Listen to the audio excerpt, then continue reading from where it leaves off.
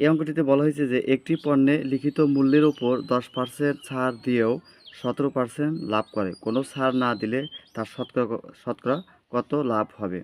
পরীক্ষায় যদি লিখিত মূল্য অথবা ধার্যকৃত মূল্যের উপর ছাড় দিয়ে লাভের কথা বলা হয় বা এই জাতীয় অঙ্কগুলো পরীক্ষায় থাকে, তাহলে কীভাবে সহজ নিয়মে এর উত্তর বের করা যায় তা জানবো আজকের ভিডিওতে। তো এখানে বলা হয়েছে যে একটি পণ্যে লিখিত মূল্যের উপর 10% ছাড়, লিখিত মূল্য আর 10% ছাড়।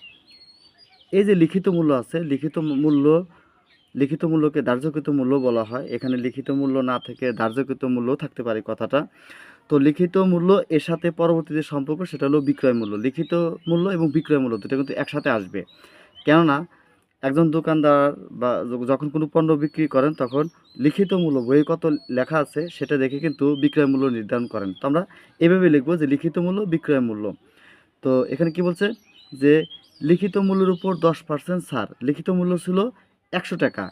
এখন যদি সেখান থেকে 10 টাকা ছাড় দেওয়া হয় তাহলে আসবে কত? 90 টাকা। এই 90 টাকা কিন্তু বিক্রয় মূল্য। আমরা আগে বলেছি লিখিত মূল্য এর সাথে কিন্তু বিক্রয় মূল্য সম্পর্ক। তো যাক, এখানে আমরা লিখিত মূল্য, এখানে প্রথম বলা হয়েছে লিখিত মূল্য আমরা ধরবো 100 টাকা, আর 10% যদি এখান থেকে ছাড় দিয়ে বিক্রি করা তাহলে আসবে 90 টাকা। এটা আমরা এভাবে লিখে দেবো। এরপর দ্বিতীয় যে পার্সেন্ট আছে বলছে কি 17% লাভ করে। এখন যখন এই লাভ কথাটা থাকবে, লাভের সাথে ক্রয় মূল্য সম্পর্ক। কোনো জিনিস যদি 100 টাকা কেনা হয় আর 17% লাভে মানে তাহলে 117 টাকা জিনিসটা বিক্রি করবে। তো 17% লাভ আছে, এর সাথে আমরা এভাবে লিখবো যে ক্রয় মূল্য, বিক্রয় মূল্য। তাহলে কত? 17% লাভ মানে জিনিসটা 100 টাকা দিয়ে কেনা হয়েছিল আর বিক্রি করা হয়েছিল 117 টাকা, যেহেতু 17% লাভ। এখন আমাদের কাজটা কি? এখন আমাদের কাজ হলো এই যে আমরা দুইটা সমীকরণ সাজালাম, এই দুইটা সমীকরণ তো বিক্রয় মূল্য কথাটা মিল আছে। আমরা কি করব? যে বিক্রয় মূল্যটা ছোট ওটাকে আমরা কমানোর চেষ্টা করব। যদি আমরা এখানে বিক্রয় মূল্য আছে, প্রথমে আছে কত? এখানে লিখিত মূল্য আছে 100 টাকা আর বিক্রয় মূল্য আছে 90 টাকা। আমরা কী করব? এই শূন্যগুলো কেটে দেবো। এখন বিক্রয় মূল্য আছে কত? এখানে 9 টাকা, এখানে 10 টাকা। এই সংখ্যাগুলো কিন্তু আর ছোটো করা যায় না। এখন এই যে 9 টাকা আছে আর নিচে যে বিক্রয় মূল্য আছে, আমরা কী করব? এই দুটাকে সমান করার চেষ্টা করব। আমরা যদি এখন এই 9 দিয়ে যদি 117কে ভাগ করি তাহলে আমরা পেয়ে যাব কত?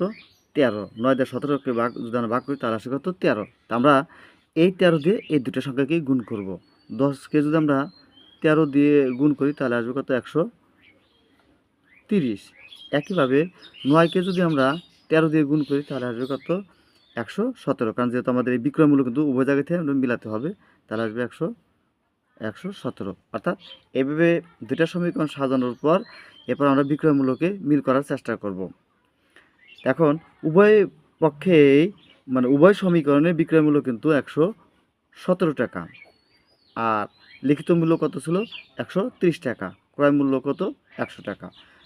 এখন যদি কোনো প্রকার ছাড় দেওয়া যদি না হয়, 130 টাকা যে লিখিত মূল্য ছিল আর কোনো ছাড় দেওয়া হবে না, তাহলে তার শতকরা কত লাভ হবে? যেহেতু ক্রয় মূল্য, তাহলে আমরা হিসাব করে রাখুন এই যে 130 আর এখানে এলো কত? 100। ক্রয় মূল্য 100 টাকা আর লিখিত মূল্য তাহলে কত? 130 টাকা। কোনো প্রকার ছাড় যদি না দেওয়া থাকে তাহলে যেটা লেখা ছিল 130 টাকা, ওই মূল্য যদি বিক্রি করা হয় তাহলে তার লাভ আসবে 30 টাকা। এখন আমরা যেটা যদি বিক্রি করি তাহলে তার লাভ আসবে শতকরা 30 টাকা। সুতরাং